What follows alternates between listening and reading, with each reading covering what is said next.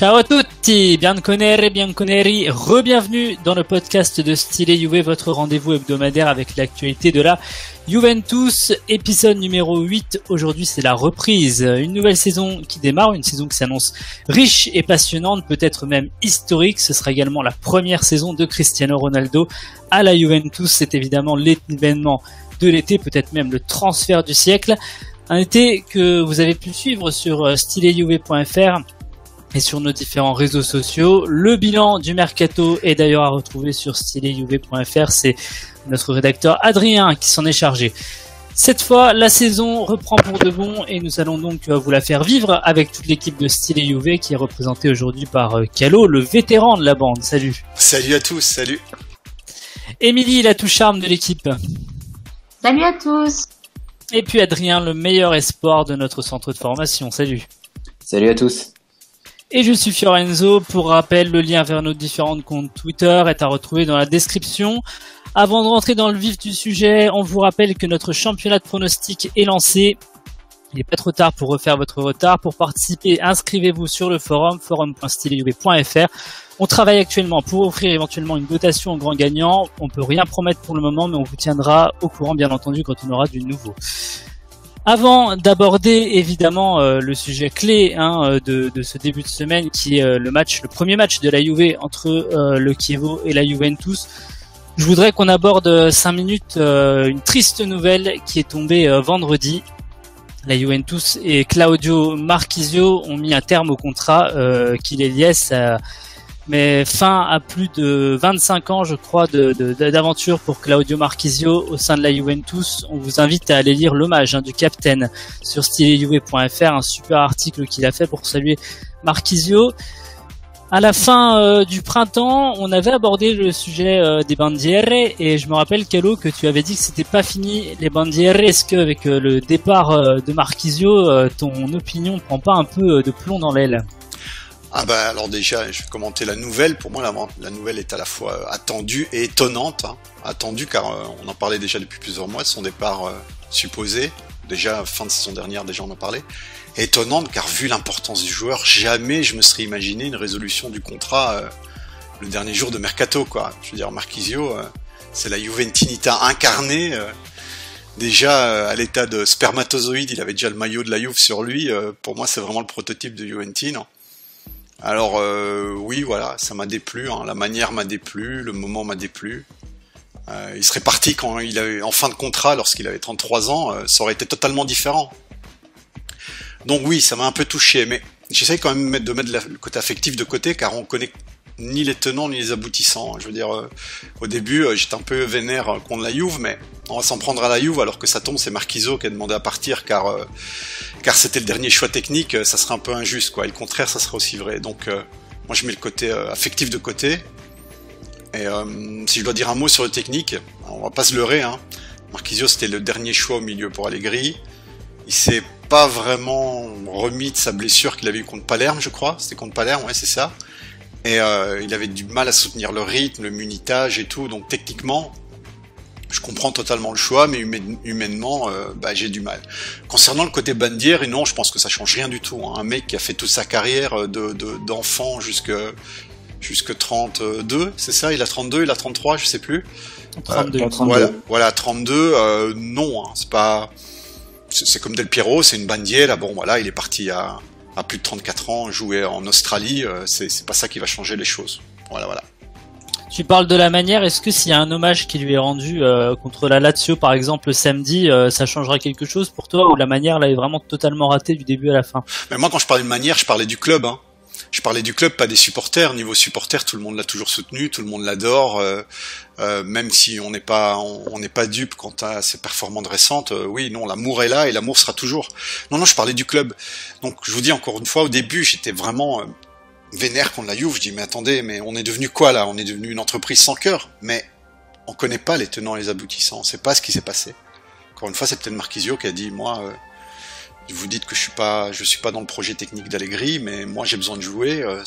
Alors on fait une résolution du contrat, quoi. C'est peut-être lui qui l'a demandé. On sait pas les tenants, les aboutissants, donc je vais pas juger. des informations moi que j'ai pu voir et puis par rapport également à ce que Marotta a dit avant le match, c'est que visiblement la Juve lui a laissé le choix en fait et elle lui a fait comprendre qu'elle pouvait rien lui promettre au niveau du temps de jeu et elle lui a certainement fait comprendre qu'il serait effectivement le dernier au niveau de la hiérarchie du milieu de terrain.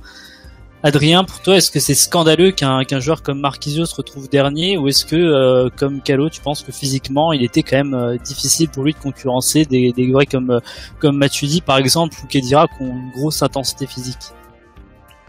Bah déjà, donc évidemment, ça m'a rendu triste son départ, mais bah non, enfin c'était logique quoi, le fait qu'il parte, même si évidemment je critiquerai toute ma vie Allegri juste pour ça, même si j'adore Allegri juste pour ça, parce que je trouve qu'il a pas assez fait confiance à Marchisio après sa blessure.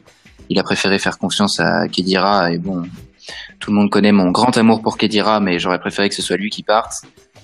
Donc c'est inattendu, mais logique pour moi. S'il y avait quelqu'un au milieu qui devait partir, c'était lui, parce que qu'il soit là ou pas, de toute façon il n'aurait pas joué. Donc en fait il y a juste le côté sentimental qui prend un coup, mais tu le compares à Matuidi et Khedira physiquement, bah c'est vrai qu'il pouvait plus quoi. Donc je pense que malheureusement en tactique uniquement c'était le bon choix.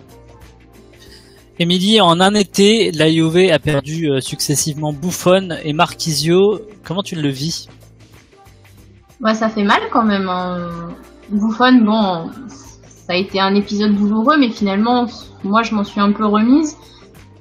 On voit qu'il avait encore la pêche pour jouer un petit peu, il avait plus trop la place chez nous, et puis on peut pas lui en vouloir après avoir vraiment passé autant de temps dans le même club, de vouloir tenter une dernière expérience, un dernier challenge. Marchisio, c'est un peu un choc parce que ça intervient sur la dernière journée du mercato.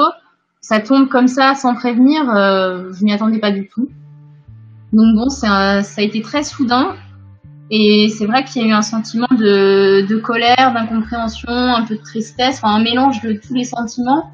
Où en fait, on ne sait pas trop à qui en vouloir au club, en vouloir à Allegri, en vouloir à Marchisio, je ne sais pas.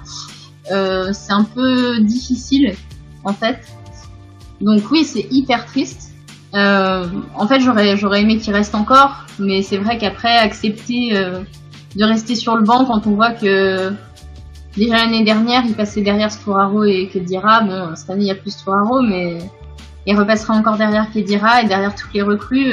C'est vrai que c'est difficile à encaisser, sachant que lui, je pense qu'il a l'envie de jouer.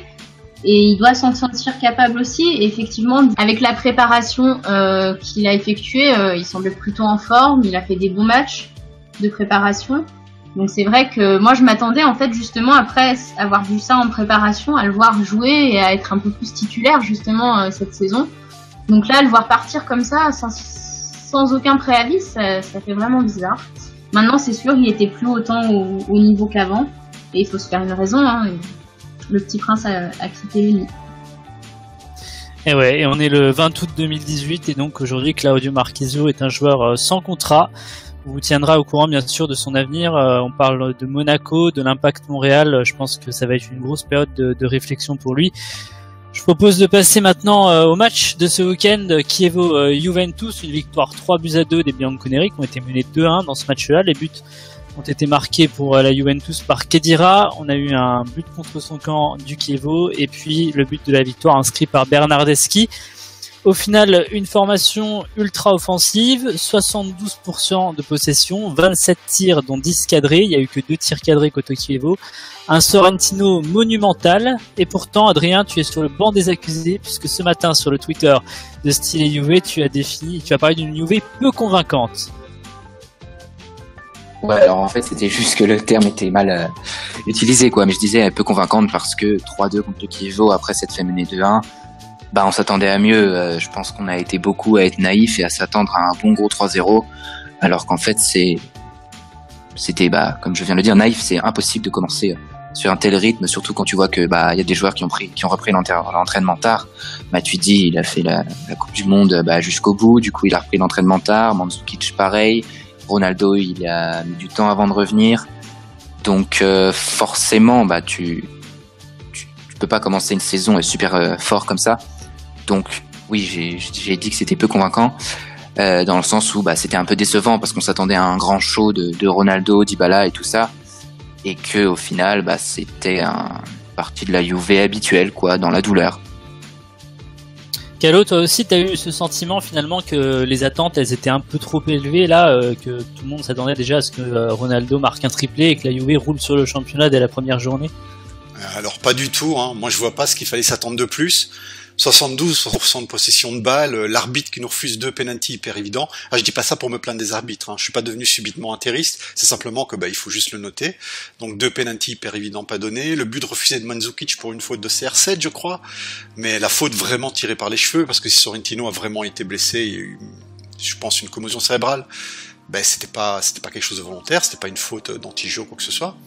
Le Kiev qui tire une fois au but et qui en met 2 à l'intérieur, je veux dire, à part Bonucci qui a fait sa petite Bonucciata mensuelle sur le but, qui a pas tenu son attaquant, je vois pas trop ce qu'on peut reprocher à la Juve. Surtout que les joueurs, il faut pas l'oublier, hein, ils s'entraînent ensemble que depuis une semaine, je crois. Hein.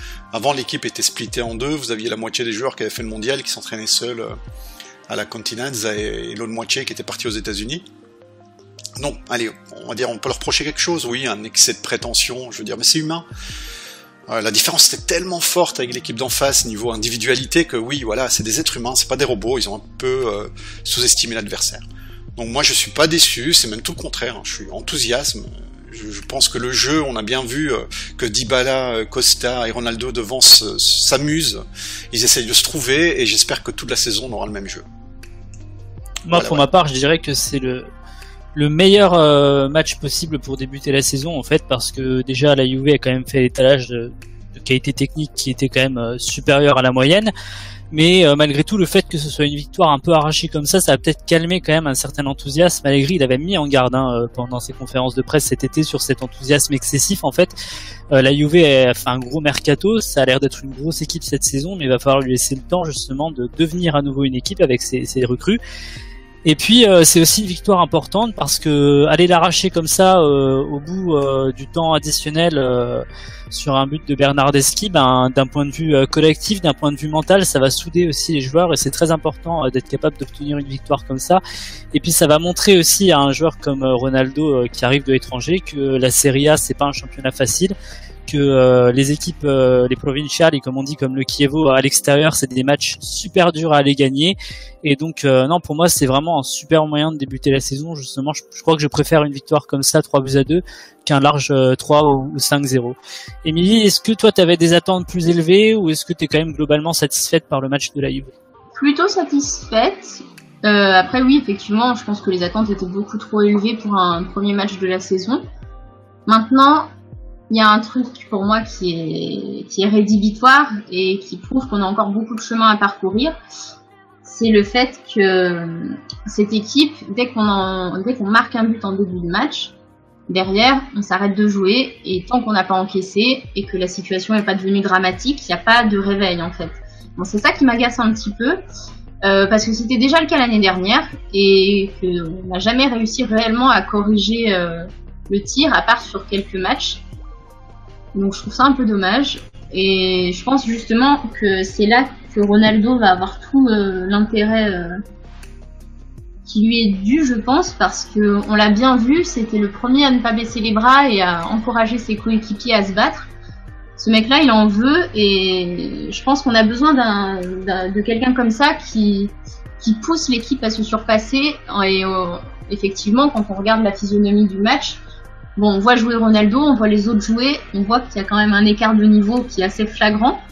Mais en même temps, quoi de mieux pour faire révéler justement et remettre à niveau et donner un petit coup de pied aux fesses à notre équipe pour que chaque joueur se surpasse et donne le meilleur de lui-même pour essayer d'égaler le niveau du maître. Je pense qu'on va avoir des belles choses cette saison.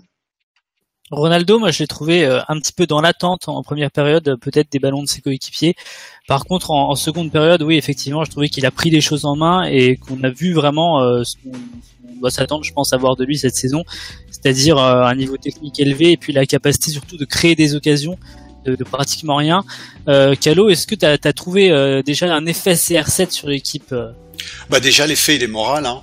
Je veux dire, s'il a donné un coup de boost et d'adrénaline à tout le monde, si certains avaient des envies de départ ou des envies d'ailleurs, là, non, la Juve est devenue incroyablement sexy sur le marché de la pile internationale. Donc on voit bien qu'ils se marrent et qu'ils ont envie de faire du beau jeu ensemble. Ils essayent de se trouver, surtout Dybala, Ronaldo et Costa, comme j'ai dit tout à l'heure. Non, pour moi, si, c'était mental, c'était un coup de boost mental. Dans le jeu, on verra au cours de la saison. Hein. Là, c'est encore un peu trop tôt pour le dire, mais je suppose que un des meilleurs attaquants de tous les temps ne fera que du bien dans le jeu. Effectivement, de passer d'Higuaín, qui respectable, merci pour tout ce qu'il a fait, à Cristiano Ronaldo, c'est un upgrade monstrueux. Il y a un moment, Cristiano Ronaldo était entouré par 3 joueurs, il en a éliminé 2 pratiquement et s'est retourné pour frapper. Et c'est une grosse parade de Sorrentino qui l'a empêché de marquer. Adrien, là, on a quand même eu nos premiers frissons ronaldesques un peu. Hein. Ah ouais, là, moi, je m'attendais à ce que ça rentre. Honnêtement, je m'attendais à une grosse lucarne à droite et Sorrentino qui reste immobile. Mais évidemment, il a sorti le match de sa vie, voilà, jusqu'à ce que Ronaldo en finisse quand il a compris que c'était le seul moyen de gagner. Mais évidemment, je m'attendais à ce qu'il marque. Un peu déçu parce que voilà, on voulait tous qu'il marque un gros but, mais ça ne saurait tarder. Donc bon, on va attendre tranquillement le prochain match, puis celui d'après si jamais. Mais je me fais pas de soucis pour lui et on l'aura, notre moment ronaldesque comme tu dis. Allez, je vous propose d'aller un petit peu plus loin dans l'analyse du match avec chacun notre top et notre flop sur ce match. Calo, je te laisse commencer. Oui, alors moi en flop, j'ai longuement hésité entre Boni et Alexandro, mais j'ai quand même choisi Alexandro. Trop prétentieux dans son jeu, trop de facilité, physiquement il me semble lourd. Alors je sais pas s'il a pris du graisse ou du muscle, mais en tout cas il me semble pâteau, beaucoup moins agile qu'avant. Bon, il a de la classe, ça on va pas, les petites touches de classe elles sont là, on va pas mentir sur ses qualités, mais il est encore loin du meilleur Alexandro. Et je me demande si son cycle chez nous est pas fini et on n'aurait pas mieux fait de le vendre. Voilà. Et ton top ? Ah oui, mon top, effectivement. Alors mon top, moi, c'est Bernadette. Hein. Je veux dire, à part son but, on sent vraiment qu'il a franchi un palier mental, quoi. Le mec, il est plus là pour accepter physiquement à 4 pattes une place sur le banc. Il est là pour se battre, pour prendre une place. D'ailleurs, je sais pas si vous avez regardé un peu les matchs de cet été, enfin les quelques matchs qu'il y a eu aux États-Unis cet été. Il a été incroyable, ça a été simplement le meilleur joueur. Hein. Il se bat, il a la vista, techniquement il est au-dessus de la moyenne. Alors pour moi aujourd'hui, je vais essayer de pas m'emballer parce que c'est un joueur que j'aime et quand j'aime quelqu'un, j'en fais peut-être un peu toujours trop, mais j'essaye de pas trop m'emballer. Mais pour moi aujourd'hui c'est le meilleur joueur italien et j'espère de tout cœur qu'il va gagner une place de titulaire parce que j'aime son jeu, j'aime son style, j'aime l'homme qu'il est, humble et toujours dans comment vais-je dire, il n'est pas du tout dans la prétention et voilà, je l'adore. Bernadette, je t'aime. Alors sur ton flop, tu m'as un peu pris à contre-pied quand même parce que Alexandro a régulièrement été cité parmi les meilleurs sur le terrain parce qu'il a quand même apporté pas mal offensivement. Non, toi t'as vraiment pas aimé sa prestation ? Non, mais c'est pas que j'ai pas aimé sa prestation dans les faits parce que bon, évidemment avec une petite touche de classe, il arrive à passer un homme, il arrive à faire un centre, mais je l'ai trouvé trop prétentieux dans son jeu. En italien on dit lezioso, je n'ai pas le mot français, trop dans la superficialité dans le jeu, et puis encore une fois il me semble beaucoup plus lourd, hein. Moi je sais pas, c'est peut-être une impression, c'est peut-être quelque chose de subjectif. Si on regarde vraiment comment vais-je dire ce qui s'est passé dans le match, on va dire que Cancelo était moins bon qu'Alexandro, mais Cancelo m'a donné plus l'impression de quelqu'un qui voulait se battre, qui voulait mettre de l'envie. Alexandro pas, voilà. C'est peut-être subjectif, mais... Cancelo, je vais t'en parler justement parce que pour moi c'est le flop de la rencontre. Je m'en doutais, mais là c'est manifeste, Joao Cancelo ne sait pas défendre. La faute qu'il fait sur le penalty de Giaccherini, c'est une faute qu'un défenseur ne doit pas faire parce que c'est une faute idiote, il se jette alors que c'est évident qu'il n'aura pas le ballon. Et puis globalement voilà, c'est un joueur qui sur le plan offensif est super, grosse qualité technique, très bonne qualité de centre, il y a vraiment rien à dire sur le plan offensif. Mais là il commet le penalty, après Allegri l'a souligné en conférence de presse, il est complètement sorti de son match parce qu'il était traumatisé en gros d'avoir fait cette faute sur le premier match. Et puis moi je suis vraiment pas rassuré en tout cas par ses côtés, Joao Cancelo et Alexandro, c'est très très offensif et j'ai plutôt peur moi pour les très grosses armadas européennes qu'on va affronter cette saison en Ligue des Champions. je suis pas rassuré parce que je pense que Bonucci et Chiellini vont être très exposés. Et là, on l'a vu sur ce match justement, le but il arrive du côté de Joao Cancelo et Bonucci il fait une erreur de marquage et ça fait but direct. Et moi, j'ai peur qu'avec les latéraux qu'on a cette année, si on continue avec Alexandro et Joao Cancelo contre les équipes plus offensives, en tout cas, ben Bonucci et Chiellini n'aient absolument pas le droit à l'erreur. Alors, j'ai pas enterré tout de suite Joao Cancelo, mais j'avais des doutes sur ses qualités défensives et là, ça a été flagrant. Alors, avant de donner la parole à quelqu'un d'autre, je vais juste rebondir à ce que tu as dit. Encore une fois, si on analyse ce match-là froid comme un serpent, tu as totalement raison. Tu n'as dit que des choses qu'on dit visibles, des trucs auxquels je suis d'accord. Mais moi, je pars du principe que c'est son premier match et qu'il n'a pas les automatismes, l'habitude, la connaissance des coéquipiers nécessaires pour pouvoir faire mieux. Et surtout, comme tu dis, il sait pas défendre, mais ça, c'est pas nouveau. Donc voilà, c'est la raison pour laquelle je lui donne une certaine immunité. Voilà. Son premier match. Adrien, les latéraux, ça te fait réagir ou pas? Bah honnêtement, j'ai pas trouvé les deux dégueulasses. Juste Cancelo, son erreur m'a vachement fait penser, je sais pas si vous vous en rappelez, à celle de Benatia en finale de Copa contre Milan, sauf qu'elle était en dehors de la surface et elle a pas été sifflée. Mais bon, c'était une faute chaude quand même. Donc ouais, ça m'a un peu fait penser à ça. Il se jette pour rien. Je vois pas comment il peut penser qu'il l'a. Ou alors il sait qu'il l'a pas et il jette juste comme ça. Enfin, bon, c'était une erreur complètement débile. Mais à part ça, moi je l'ai trouvé vraiment bon. Mais t'as raison sur un gros problème défensif. Et connaissant Allegri, ça va pas marcher. En tout cas, il va vite le forcer à défendre ou alors opter pour De Sciglio. Mais sauf que comme il était blessé, bah il n'y a pas pu avoir de changement là. Et Sandro, bah non, là je suis pas du tout d'accord. Moi je l'ai trouvé très bon, autant défensivement qu'offensivement. Donc pour moi, il n'y a pas grand-chose à dire à part Cancelo qui a été un peu décevant. Bon, bah, je vais terminer sur mon point au niveau du top. Pour moi, le top, c'est le banc. Tout simplement parce que il y a 3 joueurs qui sont entrés, ils ont répondu présent, ils ont été à la hauteur. Bernardeschi, j'ai rien à ajouter par rapport à ce qu'Alo a dit. Il rentre, il marque le but de la victoire, il a une grinta folle. Il voulait renverser tout le Bentegodi à lui tout seul. Mandzukic est rentré, il a allégé de la pression sur Ronaldo tout de suite, il a attiré les défenseurs direct à lui et puis il a marqué ce qui aurait pu être le but de la victoire avant qu'il soit refusé par la VAR. Et puis même Emre Can, il a pas beaucoup joué, mais le premier ballon qui touche, c'est une tête plongeante qui est encore sortie miraculeusement par Sorrentino et il a eu un impact qui était en tout cas largement positif. Donc moi j'ai beaucoup aimé le fait que le banc ait eu son mot à dire et ait même été décisif. C'est important quand même de se dire qu'on va vraiment pouvoir compter cette saison sur un groupe de 15 ou peut-être même 18 joueurs, voilà, qui vont vraiment tous apporter leur pierre à l'édifice à un moment ou un autre. Adrien, je te laisse enchaîner avec ton top et ton flop. Bah le top, je pense qu'on a vraiment, en tout cas si on doit en choisir un, on a tous le même. Bernardeschi, enfin je sais pas Émilie, mais je pense qu'elle va aussi dire Bernardeschi parce que c'était quand même celui qui a tout renversé dans la rencontre, comme tu dis. Et le flop, bah ça c'est pas un scoop, je vais dire Khedira. Il a marqué, puis il est allé se recoucher quoi.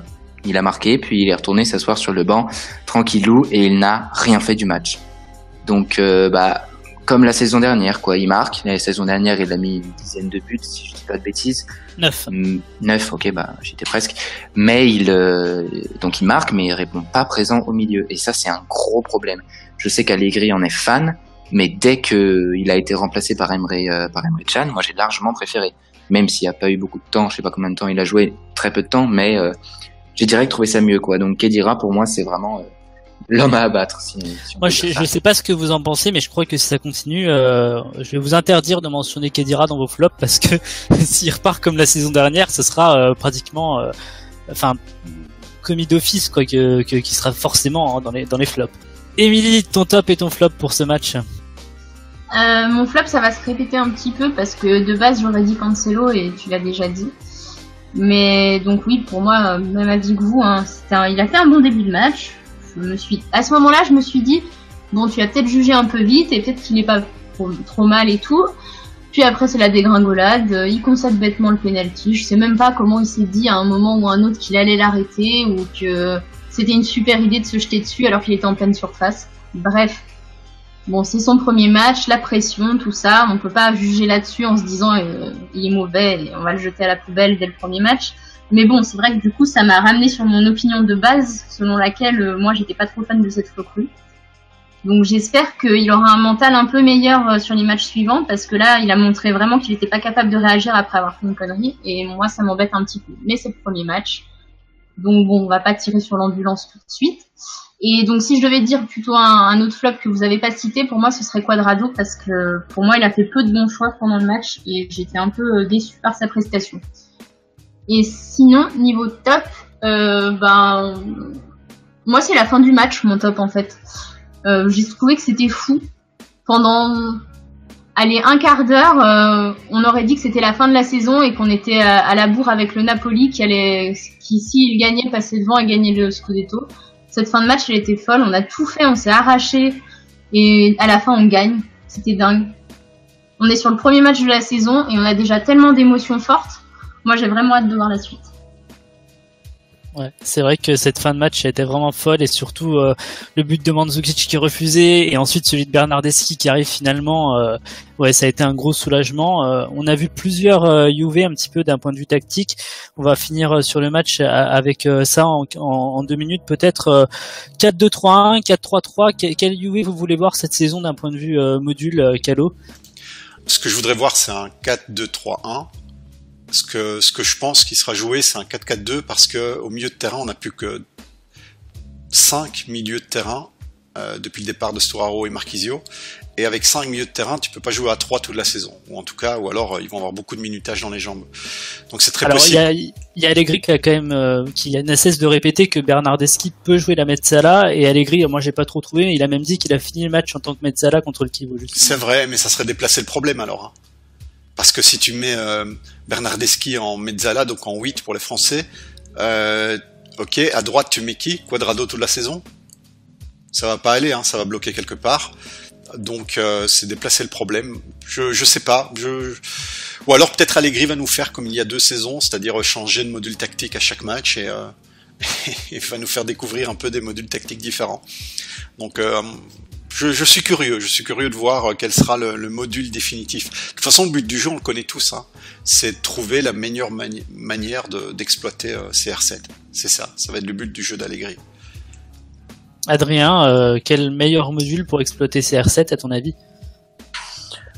C'est là que je bloque un peu pour l'instant, parce qu'il y a, dans ma tête, c'est FIFA Ultimate Team. Là, je m'imagine des millions d'équipes. Mais j'en trouve pas encore. Pour moi, l'idéal, en tout cas en pointe, ce serait comme au Real, tu sais, il avait un peu Benzema qui tournait autour de lui. Tout le monde disait que Benzema était inutile parce qu'il marquait pas, blabla.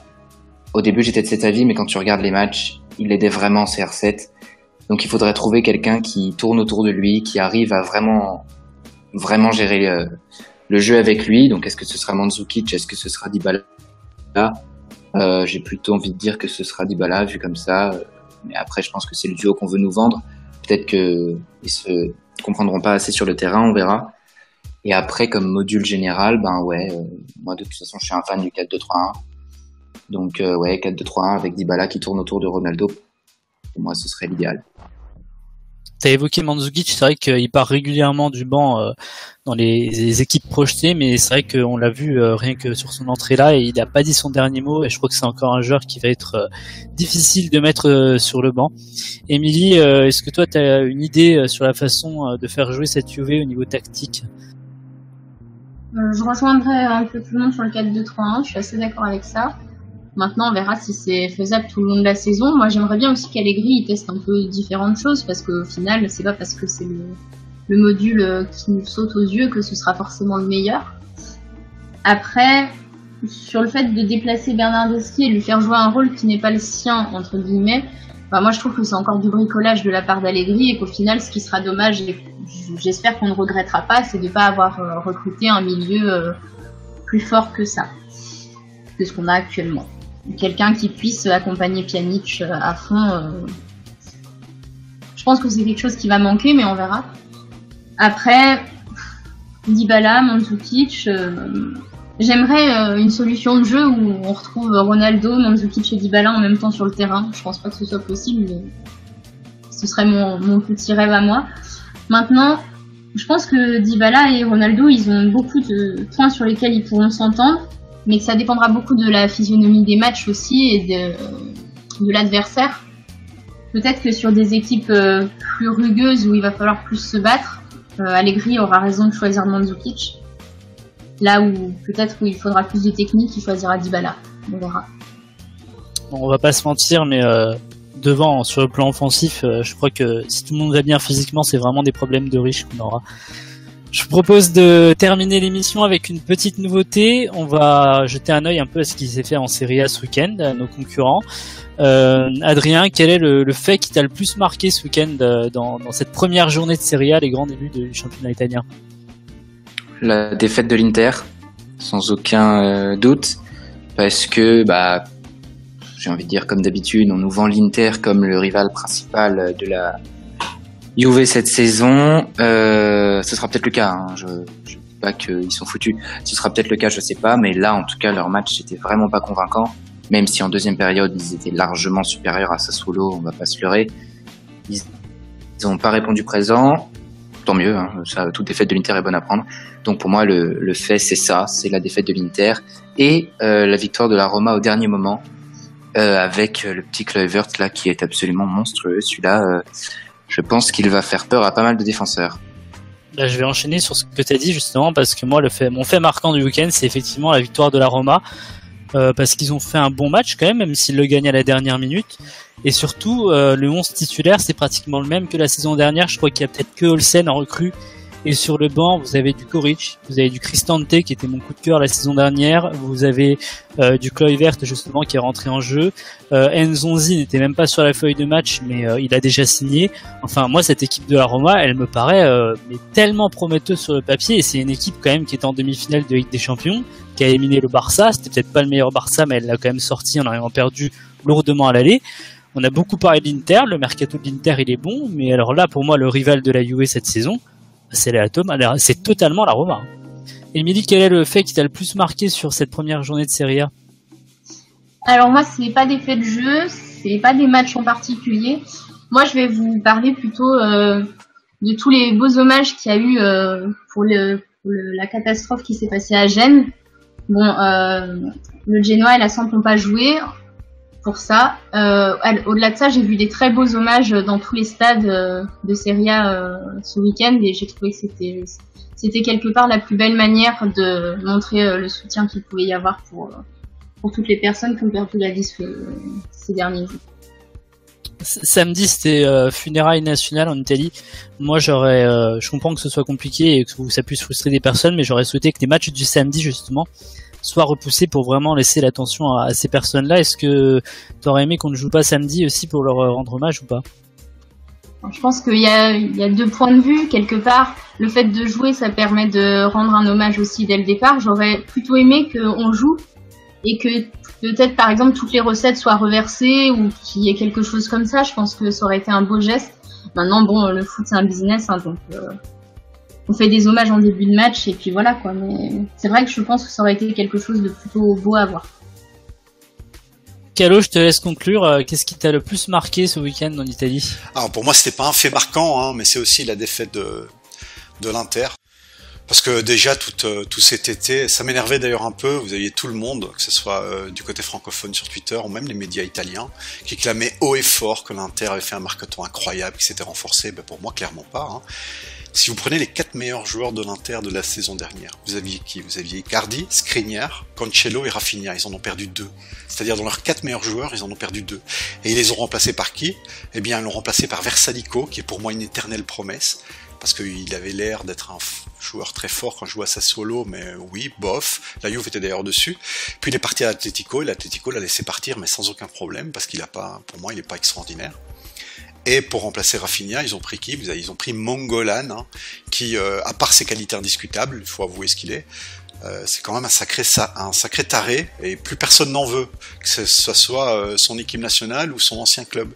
Ils l'ont fait partir, mais bien tranquillement, parce que c'est un mec qui, sur le terrain, va te ramener des points, mais il va te faire perdre des points dans les vestiaires, parce qu'il paraît qu'il prend les plus jeunes pour sortir avec en boîte, etc., etc. Donc c'est vraiment quelqu'un que tous les clubs veulent s'en débarrasser.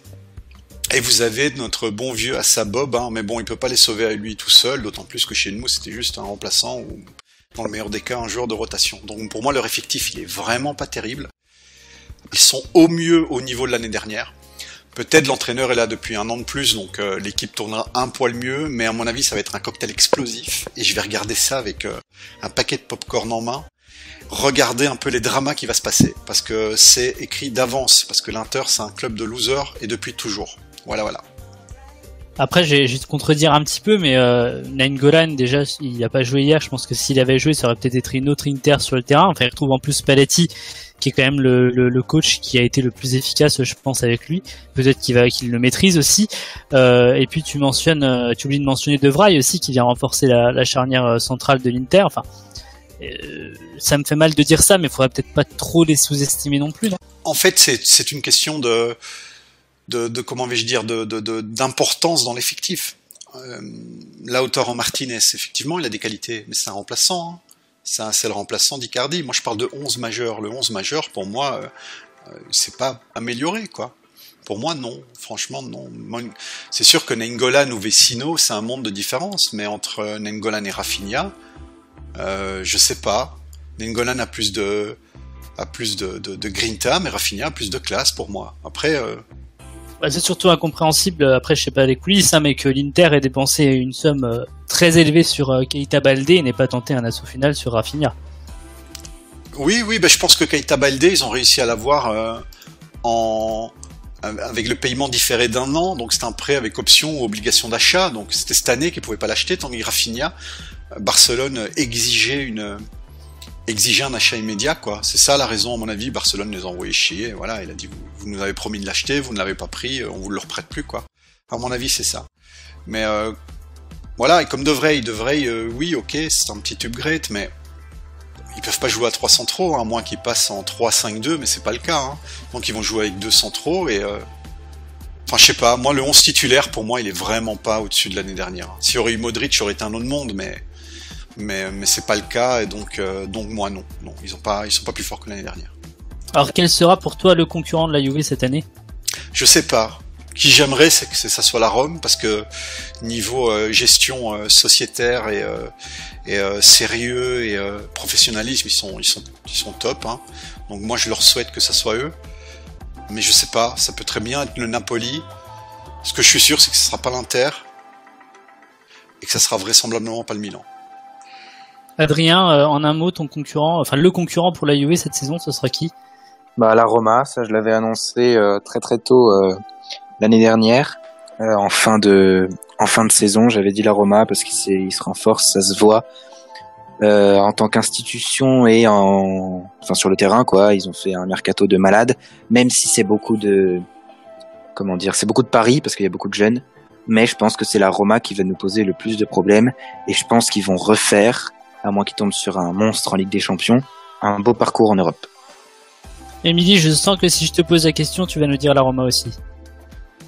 Eh bah oui, sans aucune originalité, ce sera la Roma aussi pour moi. Bon, toi, le Milan, t'y crois pas, par exemple ?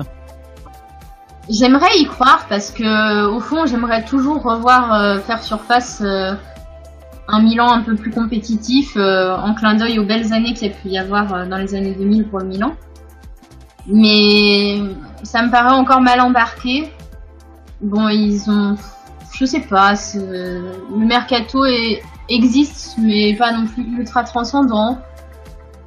J'arrive pas trop à voir qu'est-ce qu'ils peuvent donner, et puis on peut pas trop juger puisqu'en plus ils ont pas joué ce week-end encore, donc j'attends de voir quand même les premiers matchs officiels avant de me faire une idée, mais c'est vrai que si on parle là comme ça de l'évidence, c'est clair, c'est la Roma.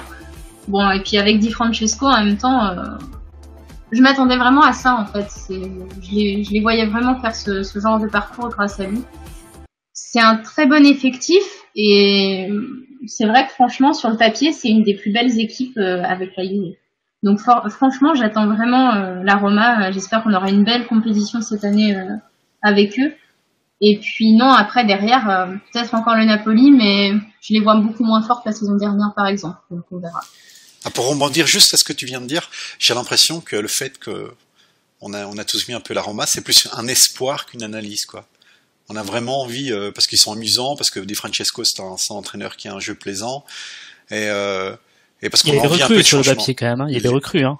Oui, mais c'est des paris, hein. Des recrues, et déjà fortes, à part Nzonzi, il n'y en a pas vraiment. Hein. Enfin, à moins que je me trompe.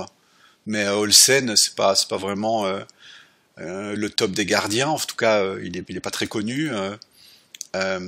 Kluivert, voilà, c'est un pari, c'est un très beau pari, mais ça reste qu'un pari. À part Nzonzi, plutôt aussi la saison dernière. Non, moi j'aime pas Cristante, j'aime pas. C'est peut-être, mais attention, hein, c'est peut-être une appréhension de ma part, étant donné qu'il avait très mal joué quand il était parti au Milan, puis il était parti à Benfica, je pense. Et à Benfica, il avait mal joué aussi, donc je me suis dit, tiens, le petit jeune rate 2 fois son entrée dans un club, et là, j'attends vraiment qu'il me montre vraiment une grosse saison avant d'avoir de l'espoir dessus. Allez, on soulignera quand même que le Napoli de Carlo Ancelotti a gagné son premier match contre la Lazio. La Lazio, c'est le prochain adversaire de la Juve. Ça se passera à l'Allianz Stadium pour la grande première à domicile de Cristiano Ronaldo. On se donne rendez-vous la semaine prochaine pour parler de ce match-là et de toute l'actualité de la Juventus. Ciao à tutti. Bonne soirée à tous. Salut. Ciao à tous, à la semaine prochaine.